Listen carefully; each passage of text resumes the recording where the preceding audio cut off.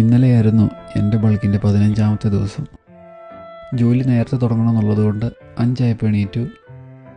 പുറത്ത് അത്യാവശ്യം നല്ല തണുപ്പായി തുടങ്ങിയിട്ടുണ്ട്.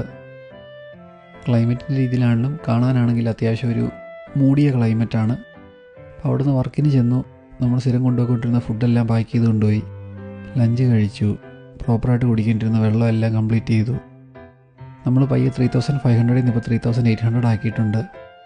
അതുമാത്രമല്ല, ഇന്നിപ്പോൾ ജിമ്മ് ഇച്ചിരി ലേറ്റായി, ഇച്ചിരി താമസിച്ചായിരിക്കും പോകുന്നത്.